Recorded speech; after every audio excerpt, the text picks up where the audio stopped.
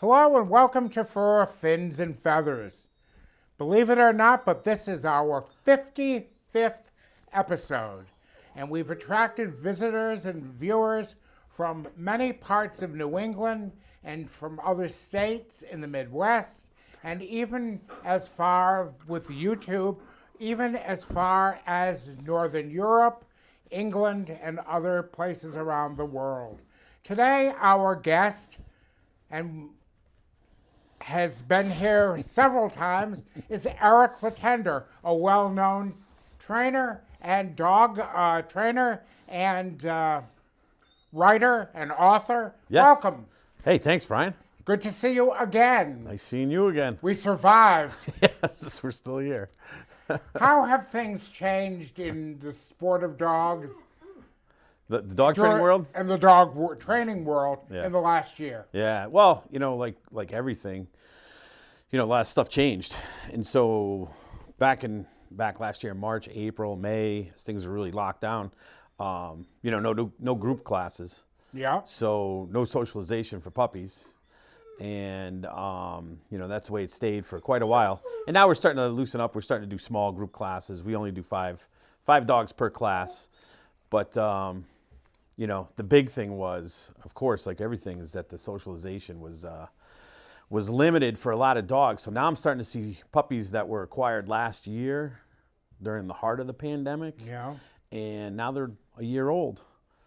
They weren't properly socialized. And if there's one thing you got to do with the dog, is you want to make sure. Now, socialization is kind of a misunderstood concept in the dog training world, but you do need to expose the dog to other dogs, people, places, sounds, sights, right?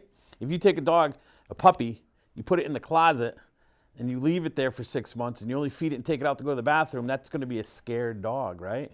Because it hasn't experienced anything. So when you get a young puppy, one of the most important things to do is get it out there, right? You don't have to force it to do things, but it's good to expose. And the more it's exposed to, the more stable it's going to be as an adult dog. So socialization happens with every animal. You know what I had when I was a kid? I had a pet duck. I used to live on the Lees River here in Swansea. I remember. Yeah. And a little baby duck showed up in our backyard. I don't know, it was maybe a couple of days old. I don't know how it ended up there. It got separated somehow. But you know what it did? It bonded with us, bonded with the humans, because that's what it was socialized around. And as it got older, it didn't care about other ducks. So the thing you have to do with a puppy is you have to make sure that you expose them to people, places, sights, sounds. And that didn't happen last year. So now we got a lot of dogs with fear problems. See a lot of that. You know what else we got problems with? Dogs weren't left alone. Dogs are social animals, right? Yes. As puppies, one of the things we have to do is teach them to be by themselves. They don't like being by themselves. So one of the things as a puppy, when you get a young puppy, is you let it spend some time by itself in the crate, right? In a pen, away from you. But where was everybody for the last year? At home. At home.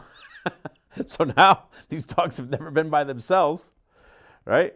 Year later, going back to work, now the dog's like, hey, wait a minute, where are you going? This is not how it works. You stay with me 24 hours a day, 7 days a week. Dog doesn't know how to handle it. You see, this is why puppies, there's so many different parts of raising a puppy that are so important. The socialization, the training, the alone, right? Teaching the dog to be alone. All these things really go into raising a puppy so that you have a very stable adult dog, which is what we help people do. And you've been very successful in doing it for how long now? So I opened in 1995 on Dwelly Street in Fall River. And that mill they just knocked down last year. Yeah. And then I moved out to Jeff's Animal Shelter, remember? In Yes. Westport with Bill Connolly Yes. and his daughter Cara. So I moved out there in 96. And I was there for quite a while. And then I opened up my newest location on State Road in Westport. And we've been there 3 years now. And what is the name of your business? Eric Letendre's Dog Training School. School. School is the buzzword there, isn't it? Right. Why?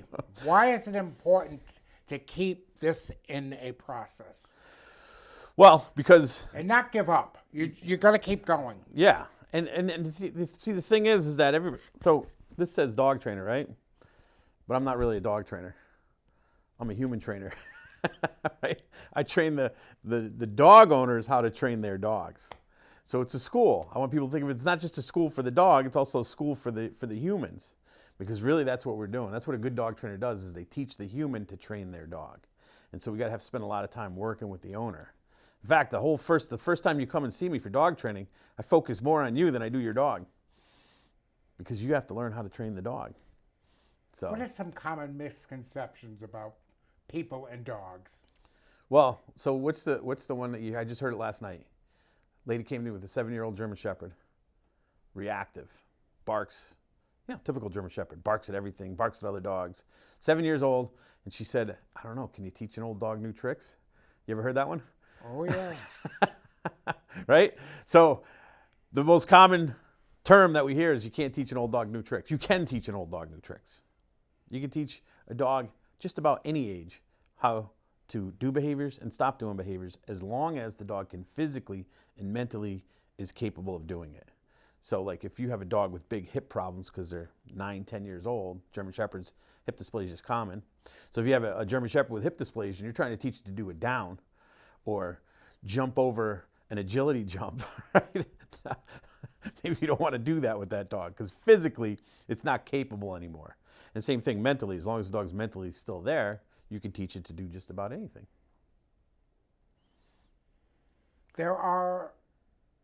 We had this discussion earlier.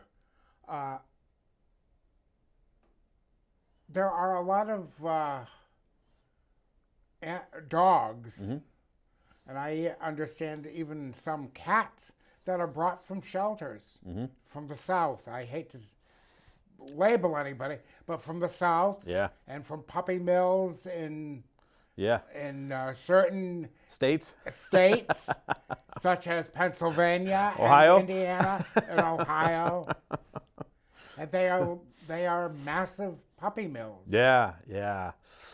So I can't tell you how many dogs I'm seeing come up from down south for the past couple of years. There's so many dogs coming up from down south. Texas, Tennessee, Mississippi, right? Georgia, tons of dogs coming up from down south. And I was questioning, why is there so many dogs down there? I guess there's just a lot of dogs being bred, and there's not a lot of spay and neutering going on. I don't know what the answer is, but there are just thousands of dogs being shipped up from down south. I would say almost every other dog that comes in, because I ask, where do they get their dogs from? I mean, I can't tell you how many dogs every week they came up from down south. Then the other place is, like we were saying, Western Pennsylvania, Ohio, right? There's a big concentration of breeders out there, and that's where we're seeing a lot of dogs come in from. So, not that they're getting good homes up here and everything like that, but you always want to make sure that you're dealing with a reputable breeder and a reputable shelter, or adoption agency. But these, and I call them brokers, Yeah. that come up from down south, and they charge big bucks for these dogs. What do you think, right? If you're hauling dogs up from down south, obviously there's some expenses. You got to feed them, you got to ship them, you got to transport them. So there's some expenses there, which is understandable. But if a dog is coming up and you're getting this rescue, right, from down south, and you're paying big dollars, right?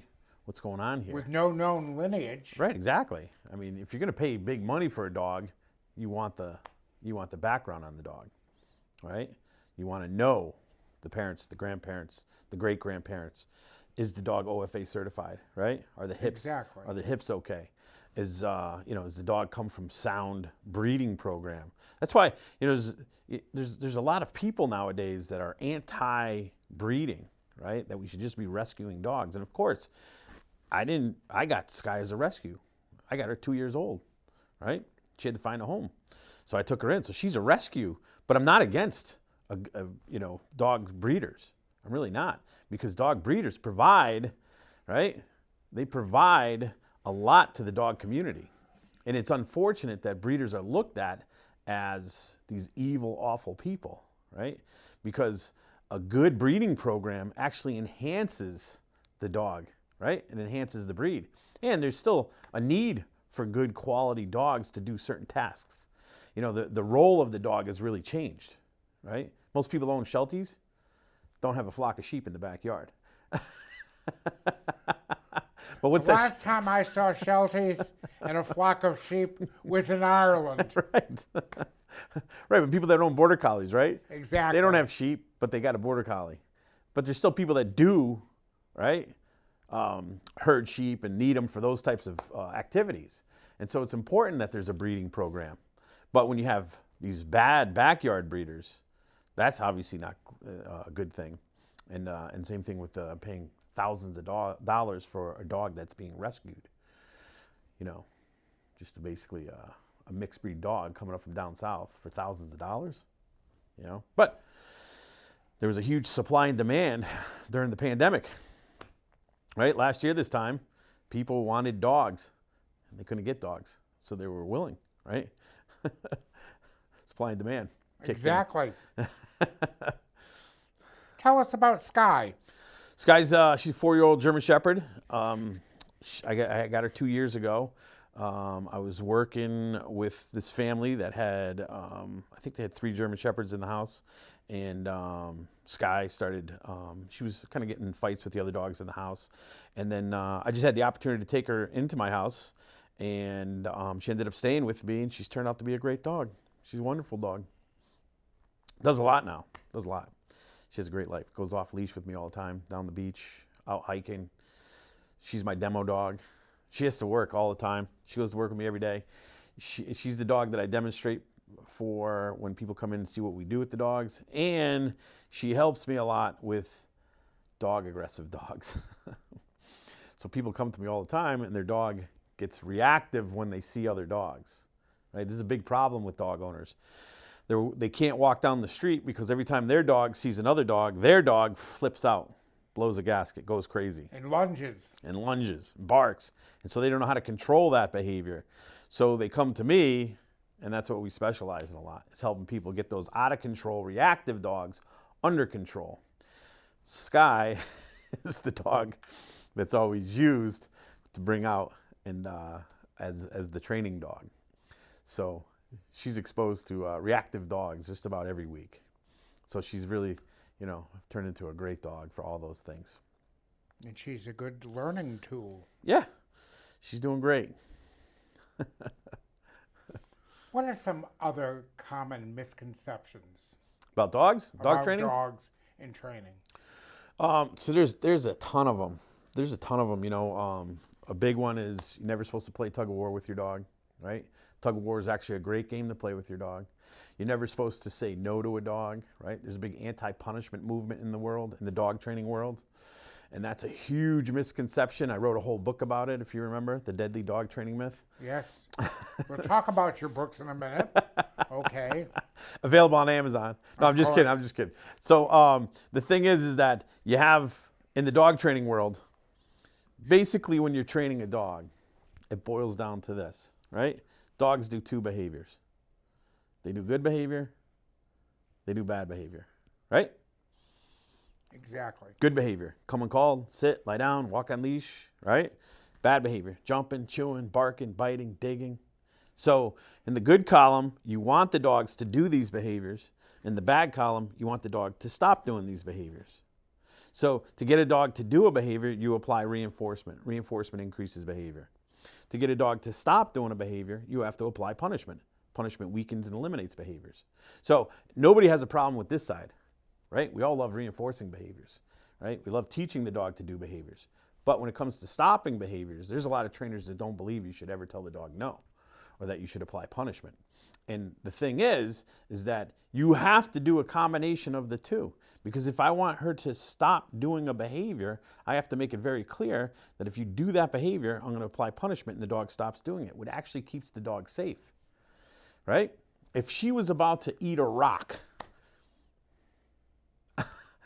if I don't stop that behavior, what could happen? The worst case scenario is she could die. Of course. If she survives, she's probably going to have to get an operation. How much is that operation going to cost? Thousands. Between $3,000 and $5,000, right? If she survives the operation, now she's going to be in pain for a couple of weeks, recovering from that operation. So if I get a dog that comes to me and the dog is eating rocks, I teach the dog, no, don't eat the rock. I apply a punisher. The dog learns, oh, don't eat rocks. Now I've potentially saved the dog's life, saved the owner's $3,000 to $5,000, and saved the dog from a couple of weeks of pain. So when somebody says, no, you shouldn't use punishment, it's a huge misconception. It's not very good advice. Because, again, when you stop a behavior, you are actually keeping the dog safe. So the problem with dogs is we get very emotional. Nobody wants to punish a dog. Nobody wants to punish their kids. But you have to, because look what happens if you don't, right? You get, and we're not, even if we're not talking about saving the dog's life, you get a dog that's going to be difficult to deal with, right? You ever gone to someone's house and the dog's jumping all over you? Jumping on the counter, stealing food, right? Just kind of being disobedient and not very well behaved, not very good manners, right? That's a dog that's kind of spoiled. And having an owner that lets them get away with it. Right. That's my whole point. So nobody likes dealing with a dog like that. This is a true story. I worked with a little French bulldog, right? A little French bulldog, 2 operations. Almost like I think $6,000 to $7,000 in vet bills. Because it ate 2 rocks, and the vet was like, geez, this dog eats another rock, and we have to go into that stomach. I mean, there's only so many times you can cut the poor dog open. I shouldn't bring this up, but was that the French bulldog that I wrote about that almost clawed me to death one day? Right. Not that one, but around that same time is when I was working with that dog. Yeah. So it's a Frenchie's problem then. Frenchies, yeah, right. They're French. I'm French. So the thing is that this little French... They're very mischievous. Very, very. Great dogs, right? So much fun. Full of life. A lot of fun. They become so popular. But this little dog, right? 2 operations, and the poor lady was so nervous to bring her dog outside. Because if you took her eyes off that dog for 1 second, he was eating rocks. Brought him to me. We solved the rock problem. Dog doesn't eat rocks anymore. You see? So this is why when it comes to training, you have to understand that you have to apply reinforcement, but you also have to apply negative consequences if you want the dog to stop doing a behavior, right? Look at invisible fence. Dog learns to stay in the yard because there's a negative consequence for leaving the yard, right? Now the dog has a better quality of life because they stay in the yard and they know that there's a consequence for leaving, so the chances of them getting hit by a car, getting lost, right, go way down. And it's all trained through a negative consequence. But that's not a bad thing. See, we think of punishment as a bad thing, but it's not really a bad thing. It's just information. That's all it is. It's information, right? You stick your finger in the plugs in the socket, right? You're going to learn. Yeah. You're up on the roof, right? You're careful because if you start dancing around up there and slip, right? So this is Off why to St. Anne's. Exactly. This is why there's negative consequences, because negative consequences keep us safe. It keeps your dog safe. So when you're training, you have to use a combination of the two. Make sense? How have you had any dogs brought to you that were really off the wall, and how did you rectify that problem? Yeah, that happens all the time. Somebody gets a 5-6 month old lab, right? Off the charts energy. So the thing that you always have to do with the dog is that when people come to me, it's not always about training the dog, teaching the dog how to sit, how to stop jumping, right? It's also, it's the whole approach to how you live and raise that dog. So I had a guy come to me a couple years ago, and he takes his phone out and he starts showing me some pictures of his kitchen. His kitchen was completely demolished. There was no molding. The place was just torn apart. He had, I think it was like a 9-month-old pit bull. And this pit bull had just taken apart this kitchen, destroyed it. So he says, can you help me train the dog? I said, I can help you train the dog, but I don't want you to spend money on me. I want you to spend money on a daycare. I want you to go find a good dog daycare. I want you to bring this dog there, and I want you to give this dog exercise. Because this dog doesn't, he has a behavior problem, but what he really has is an energy problem, right? He's got so much energy that he can't contain it, so he remodels the kitchen. So I said to him, go to a daycare, hire a dog walker, right? Do something to get this dog some exercise. Once you fix that problem, then if you're still having a problem, we can do some training. But there's no training that I could do to take care of that energy problem. So that's what we had to do. The other thing is that I'm always trying to teach people inside the house, you want to be very calm with your dog, right? You know, you've heard of classical conditioning, right? Pavlov's dogs. Yeah. So Pavlov was that Russian scientist. He rang a bell, and then he gave the dog some food. Bell, food, bell, food. Pretty soon they'd hear the bell, and they start thinking food. So classical conditioning is very important when you're training a dog. So what happens in the house, how you interact with your dog in the house is important. So let's say I bring Sky into the house in my living room, right? And I get her all excited, and I'm throwing a ball, and I'm playing tug, and I'm getting her really excited inside the house. What does she start to associate inside the house with? As having fun. Having fun, activity, right? And what do we really want the dogs to be like in the house? In the house, I like a calm dog. Outside in the backyard, on the beach, in the trails with other dogs, have at it, go crazy. But in the house, I like a calm dog. So one thing that I explain to dog owners is think about where you want your dog to be active and where you want your dog to be calm. You come home from a long day at work, you want to sit down, right? Watch Seinfeld and relax, and your dog's thinking, it's time to party, right? Because that's where you do a lot of interaction. So how you condition your dog is really important. You know, how people come into the house and get the dog excited, right? How you interact in the house, how you exercise them outside. So that's why we're always talking about that too with high energy dogs, because those first 2 years are tough. Where are some good places to take your dog outside and let them run? Yeah. So if you're going to let them off leash, right, the first rule is you got to make sure that you have an excellent recall. Your dog has to be like 100% coming back to you every time you call them. So you know me, I'm a big fan of Westport. I love Westport. Dartmouth. Dartmouth, I was going to say Dartmouth. Yeah. Dartmouth, Westport, Tiverton. The dog park. There are some good dog parks. Yep, so there's the Dartmouth Dog Park. It's run by some great people over in Dartmouth. They really are on top of it. The dog park that I see run the best is the Dartmouth Dog Park. I did a story on them before the newspaper folded. Yeah, right. But they were very, very beneficial. They were doing some great things. They are. They work hard over there. But yeah, so dog park's a little tricky. You got to make sure you pay attention to the other dogs. You don't want your dog getting into a fight or anything like that, so you got to pay attention to that. You know, there's so many hiking trails and beaches and stuff like that. And again, my rule of thumb is I do let Sky off leash when I'm hiking and stuff like that, but as soon as I see another person, as soon as I see another dog, she's immediately back on leash. Because there's a lot of people out there that are afraid of dogs. And so they see a dog off leash, especially a German Shepherd, they get nervous. So as a good dog owner, I always right back on leash. But there's tons of places. All South Coast is such a great place to go hiking with dogs and walking with dogs. You know, so many good trails, beaches, Gooseberry Island in Westport. It's fabulous. Yes, it's like my favorite place, right? Cherry Wet Beach, another favorite place. But there's just so many great places that you can go hiking with your dog.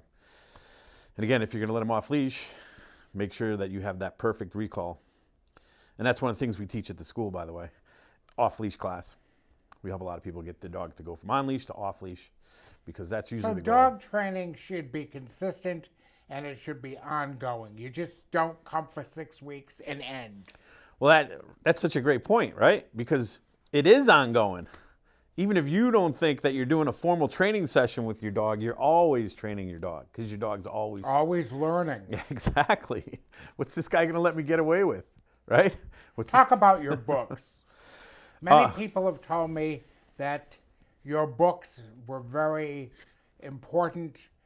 It was something they could refer to and read up on. Yeah. So my last book, which is included with every dog training class that we do, but it's called Best Dog Now. And that book, it really breaks down the whole system that I use for training dogs. You know, how I train a dog. Everything from how, you know, So the first step in my dog training system is, we always tell everybody that the dog has to live on your terms. You can't live on the dog's terms. They have to live on your terms, right? And then what we do is I made a ladder. I call it Letendre's Learning Ladder. And so it starts with the first rung on the ladder, which is on your terms, right? Dog always has to live on your terms because you need to keep him safe. You don't want to be frustrated with your dog. So there has to be a relationship there that's on your terms. The second step is management. We always have to manage our dog's behavior, right? When they first come into the house, we have to manage. We have to use crates, X-pens, baby gates, but we don't want to get stuck there. So we replace management with training, right?